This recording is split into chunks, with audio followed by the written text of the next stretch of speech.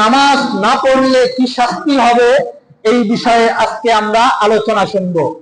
সম্মানিত উপস্থিতি, পৃথিবীর মধ্যে আমরা দেখি মানুষ যখন দূরে কোথাও যায় তার সম্মান আল্লাহ রাব্বুল আলামিন কেমনে বৃদ্ধি করে দেয়।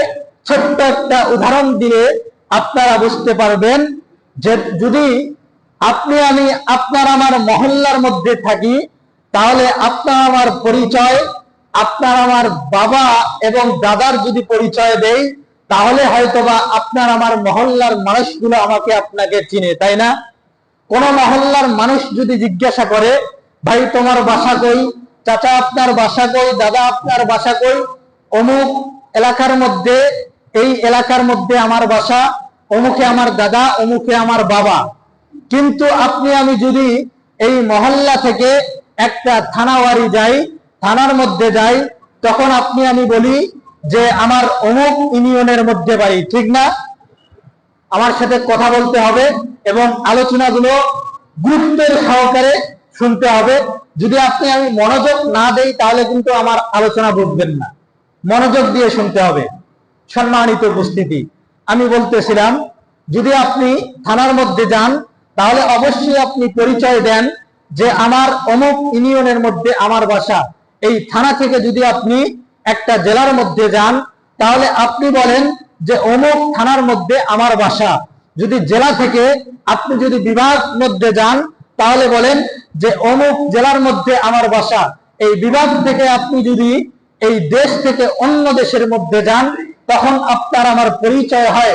যখন আপনাকে আমাকে কেউ যদি পরিচয় জানতে চায় তাহলে আপনি আমি বলে থাকবো যে ভাই আপনি আমাকে চিনতেছেন না, আমার বাসা বাংলাদেশের মধ্যে, ঠিক না? এরকম ভাবেই তো আমরা পরিচয় দেই।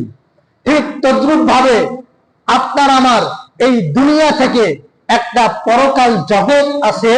এই জগতের নাম কি বলেন দেখি? আখিরাত। জগতের নাম কি? আখিরাত। এই জগতের মধ্যে আপনি আমি যখন আখিরাতের মধ্যে যাব তখন আপনি আমি যদি বলি ভাই আমি বাংলাদেশি, তাহলে ওই আখিরাতের মধ্যে আপনার আমার পরিচয় কোনো গ্রহণযোগ্য হবে? কোনো গ্রহণযোগ্য হবে? কখনোই কোনো গ্রহণযোগ্য হবে না। যদি ওই পরকালের মধ্যে আপনি আমি সার্টিফিকেটটা নিয়ে যেতে পারি যে আমি মুসলিম, কি বলেন দেখি? মুসলিম। যদি আপনি আমি আখিরাতের মধ্যে পরিচয় দিতে পারি আপনি আমি মুসলিম, তাহলে এই পরিচয়টায় কাল কিয়ামতের ময়দানে এই মুসলিম পরিচয় দেওয়ার কারণেই কাল কিয়ামতের ময়দানে আল্লাহ রাব্বুল আলামিন জান্নাতের ফয়সালা করে দিবেন। সকলেই বলি সুবহানাল্লাহ। তাহলে আখিরাতের মধ্যে পরিচয় যদি দিতে হয় মুসলিম পরিচয় দিতে হবে। আর এই মুসলিম পরিচয় দিতে গেলে ইসলামের মধ্যে 5টা স্তম্ভ আছে। কয়টা স্তম্ভ বলেন দেখি? 5টা স্তম্ভ আছে। সেই 5টা স্তম্ভের মধ্যে থেকে সর্বপ্রথম যেই স্তম্ভটা, সেই স্তম্ভটার নাম হচ্ছে ঈমান। কি বলেন দেখি? ঈমান। আর এই ঈমানে বিশ্বাসিত হতে গেলে আপনাকে আমাকে একটা কালিমা পড়তে হয়। সেই কালিমাটার নাম কি বলেন দেখি? লা ইলাহা ইল্লাল্লাহু মুহাম্মাদুর রাসূলুল্লাহ। এই যে আপনি আমি কালিমাটা পড়ে নিলাম, এখানে আমরা প্রত্যেকেই মুসলমান। কথা বলেন ঠিক কিনা? এই মুসলমান হওয়ার পরে আপনার আমার যেই একটা গুরুত্বপূর্ণ বিষয়, সেটা হচ্ছে গুরুত্বপূর্ণ বিষয় ঈমানের সাথে জড়িত, সেটা হচ্ছে নামাজ। কি বলেন দেখি? নামাজ। রাসূল সাল্লাল্লাহু আলাইহি ওয়াসাল্লাম বলেন যে ঈমানের মূল স্তম্ভ হচ্ছে 5টি: কালিমা, নামাজ, হজ এবং যাকাত, এই রোজা। এই 5টা স্তম্ভের মধ্যে থেকে প্রত্যেকটা স্তম্ভই গুরুত্বপূর্ণ। এই প্রত্যেকটা স্তম্ভের মধ্যে থেকে প্রথম যেই স্তম্ভটা সেটা হচ্ছে নামাজ। এই নামাজের ব্যাপারে রাসূল সাল্লাল্লাহু আলাইহি ওয়াসাল্লাম কি বলেন? রাসূল সাল্লাল্লাহু আলাইহি ওয়াসাল্লাম বলেন, মুরু আওলাদাকুম বিসসালাত ওয়া হুম আবনাউ সাব'i সিনিনা ওয়াজরিবুহুম আলাইহা ওয়া হুম আবনাউ 10 সিনিনা ওয়া ফাররিকু বাইনাহুম ফিল মাদাজি'। রাসূল আকরাম সাল্লাল্লাহু আলাইহি ওয়াসাল্লাম বিশ্বনবী মুহাম্মদুর রাসূলুল্লাহ সাল্লাল্লাহু আলাইহি ওয়াসাল্লাম শিক্ষা দেয়, মুসলমান হতে গেলে সর্বপ্রথম যেই ইবাদত করতে হবে সেই ইবাদতের নাম হচ্ছে নামাজ। সেই ইবাদতের মুসলমানরা যেই নামাজ পড়বে, এই নামাজ কোন ব্যক্তি যখন বালেগ হবে সেই ব্যক্তির জন্য নামাজ ফরজ হয়ে যায়। মুরু আওলাদাকুম বিসসালাত ওয়া হুম আবনাউ সাব'i সিনিনা, যখন কোন ব্যক্তির 7 বছর হয়ে যাবে, আল্লাহর হাবিব সাল্লাল্লাহু আলাইহি ওয়াসাল্লাম বলেন 7 বছর থেকে ওই ব্যক্তির জন্য নামাজ ফরজ হয়ে যায়। 7 বছরের পরে যখন 10 বছর হয়ে যায়, সেই ব্যক্তিরা যদি নামাজ না পড়ে, আল্লাহর হাবিব সাল্লাল্লাহু আলাইহি ওয়াসাল্লাম বলেন তাকে মারপিট করে হলেও তাকে নামাজের মধ্যে পাঠিয়ে দিতে হবে এবং তার খানাপিনা এবং তার শয়ন স্থান পৃথক করে দিতে হবে। তাহলে বোঝা গেল ইসলামের মধ্যে সর্বপ্রথম যেই গুরুত্বপূর্ণ ইবাদত সেটা হচ্ছে নামাজ। এই নামাজ যদি কেউ না পড়ে তাহলে তার মুসলমানিত্ব থাকে না। কোন ব্যক্তি যদি নামাজ না পড়ে তাহলে সে মুসলমান থাকে না। আল্লাহ রাসূল সাল্লাল্লাহু আলাইহি ওয়াসাল্লাম বলেন, মান তারাকা সালাতান মুতাআম্মিদান ফাকাদ কাফার। কোন ব্যক্তি যদি নামাজ না পড়ে তাহলে তাকে মুসলমান বলা যাবে না। বাইনাল মুসলিম ওয়া বাইনাল কুফর তারকিস সালাহ। আল্লাহর হাবিব সাল্লাল্লাহু আলাইহি ওয়াসাল্লাম বলেন, মুসলমান এবং কাফের আর বেঈমানের মধ্যে পার্থক্যটাই হলো নামাজ। কোন মুসলমানকে তখনই মুসলমান বলা যাবে যখন ওই ব্যক্তিরা নামাজ পড়বে, তখনই তাকে মুসলমান বলা যাবে। কোন ব্যক্তি যদি নামাজ না পড়ে তাহলে তাকে কখনো মুসলমান বলা যাবে না। এটা আল্লাহর হাবিব সাল্লাল্লাহু আলাইহি ওয়াসাল্লামের ঘোষণা। এই নামাজ পড়লে কি হবে?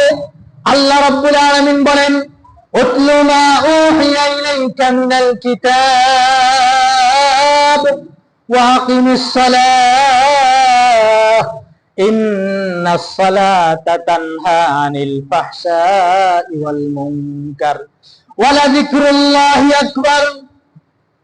আল্লাহ রাব্বুল আলামিন সূরা আনকাবুতের মধ্যে জানিয়ে দেন, এই নামাজ সমস্ত অশ্লীলতা এবং বেহায়াপনা থেকে এই নামাজ আপনাকে আমাকে বিরত রাখতে পারে। এই নামাজ সমস্ত পাপাচারী থেকে আপনাকে আমাকে বিরত রাখতে পারে। কোন ব্যক্তি যদি নামাজ পড়ে খুশু এবং খুশুর সাথে কোন ব্যক্তি যদি নামাজ পড়ে তাহলে ওই ব্যক্তির দ্বারা কখনো সুদ খেতে পারে না, ওই ব্যক্তি কখনো ঘুষ খেতে পারে না, ওই ব্যক্তি কখনো জেনার সাথে জড়িত হতে পারে না, ওই ব্যক্তি কখনো দুর্নীতির সাথে জড়িত হতে পারে না। এই নামাজ প্রত্যেকটা ব্যক্তিকে আল্লাহ রাব্বুল আলামিনের ঘোষণা অনুযায়ী ওই ব্যক্তিকে আল্লাহ রাব্বুল আলামিন সমস্ত পাপাচার থেকে বিরত রাখবে। একটু জোরে সুবহানাল্লাহ বলেন না। সম্মানিত উপস্থিতি, আল্লাহর হাবিব সাল্লাল্লাহু আলাইহি ওয়াসাল্লাম বুখারী শরীফের মধ্যে অন্য হাদিসের মধ্যে বলেন, ওয়ান আবি হুরায়রা রাদিয়াল্লাহু তাআলা আনহু قال قال النبي صلى الله عليه وسلم أرأيتم لو أن نهرا بباب أحدكم يغتسل كل يوم خمسا هل يبقى من درنه شيء؟ قالوا لا يبقى من درنه شيء قال فذلك مثل الصلوات الخمس يمحو الله بهن الخطايا। আল্লাহর হাবিব সাল্লাল্লাহু আলাইহি ওয়াসাল্লাম বলেন, কোন ব্যক্তির যদি বাসার কাছে একটা পুকুর থাকে, বাড়ির কাছে যদি একটা পুকুর থাকে, ওই ব্যক্তিটা যদি ওই পুকুরের মধ্যে দৈনন্দিন 5 বার গোসল করে, যদি ওই ব্যক্তি দৈনন্দিন 5 বার গোসল করে, ঠিক তদ্রূপ ভাবে ওই ব্যক্তির শরীরের মধ্যে কোনো ময়লাযুক্ত ময়লা থাকবে না। ঠিক তেমনি ভাবে আল্লাহর হাবিব সাল্লাল্লাহু আলাইহি ওয়াসাল্লাম বলেন, কোন ব্যক্তি যদি দৈনন্দিন 5 ওয়াক্ত নামাজ পড়ে, ওই ব্যক্তির কোনো গুনাহ খাতা থাকতে পারে না। জোরে বলেন না সুবহানাল্লাহ। তাহলে নামাজ পড়লে আল্লাহ রাব্বুল আলামিন সমস্ত গুনাহ থেকে আমাদেরকে বিরত রাখবেন। এই নামাজ পড়লে গুনাহ থেকে বেঁচে থাকতে পারবো। এই নামাজ আপনার আমার দৈনন্দিন জীবনে পড়ার দরকার আছে কিনা? পড়ার দরকার আছে কিনা? শুধু শুক্রবার পড়লে চলবে নাকি 5 ওয়াক্ত নামাজও পড়তে হবে? শুধু শুক্রবার নাকি 5 ওয়াক্ত? 5 ওয়াক্ত নামাজও পড়তে হবে। শুক্রবার আলহামদুলিল্লাহ মসজিদ ভর্তি, কিন্তু আসরের নামাজ যখন আসবো তখন এক কাতারও হয় কিনা সন্দেহ আছে। কথা বলেন ঠিক কিনা? এই নামাজ আপনার আমার মুসলমানের পরিচয় দেয়। নামাজ যদি না পড়েন তাহলে মুসলমানের মুসলমানিত্ব থাকে না। মুসলমানের মুসলমানিত্ব থাকে না। এই নামাজে আপনার আমার মুসলমানের পরিচয়। কাল কিয়ামতের ময়দানে আল্লাহ হাবিব সাল্লাল্লাহু আলাইহি ওয়াসাল্লাম বলেন, আউয়ালু মা ইউহাসাবু বিল আবদু ইয়াউমাল কিয়ামাতিস সালাহ। কাল কিয়ামতের ময়দানে সর্বপ্রথম বান্দার নামাজের হিসাব হবে। হাদিস তো আমরা সকলেই জানি, জানি না এই হাদিসটা? একটা মক্তবের বাচ্চাও জানে এই হাদিস, কিন্তু আমরা আমল করি না। কি করি না? আমল করি না। ওয়াজ শুনতে শুনতে অবস্থা খারাপ, কিন্তু যখন নামাজ পড়তে বলি, নামাজ পড়তে যখন ইমাম সাহেব বিভিন্ন মাহফিলের মধ্যে বলে, তখন ওই সময়ে হাত তুলে, কিন্তু পরে বাসায় আসার পরে আর নামাজে যায়। কবি কত সুন্দর করে বলেন, হাম মুসলমান হ্যায় মগর মুসলমানি নহি, হাম মে ঈমান হ্যায় মগর ঈমান কামিল নহি। আমরা মুসলমান, কিন্তু মুসলমানের মুসলমানিত্ব আপনার আমার মধ্যে নাই। আমরা আপনি আমি ইমানদার দাবি করি, কিন্তু আপনার আমার মধ্যে পরিচিত ঈমান আপনার মধ্যে আমার মধ্যে নাই। আসুন, আপনাকে আমাকে অবশ্যই কবরের মধ্যে যেতে হবে। আর এই কবরে যেতে হলে সর্বপ্রথম যে হিসাবটা দিতে হবে সেটা হচ্ছে, দুনিয়ার মধ্যে আল্লাহ রাব্বুল আলামিন সৃষ্টি করলেন, কেন আপনি আমি নামাজ পড়ি নাই? এই হিসাবটাই কাল কিয়ামতের ময়দানে সর্বপ্রথম দিতে হবে। অতএব আসুন, আমরা যতদিন বেঁচে থাকবো 5 ওয়াক্ত নামাজ পড়বো। পড়বো তো ইনশাআল্লাহ? একটু হাত দেখাই, আল্লাহকে একটু হাত দেখাই। আল্লাহ রাব্বুল আলামিন আপনাকে আমাকে সকলকে দৈনন্দিন 5 ওয়াক্ত নামাজ পড়ার মতো তৌফিক দান করুক। আমিন। ওয়া আখিরু দাওয়ানা আলহামদুলিল্লাহি রাব্বিল আলামিন।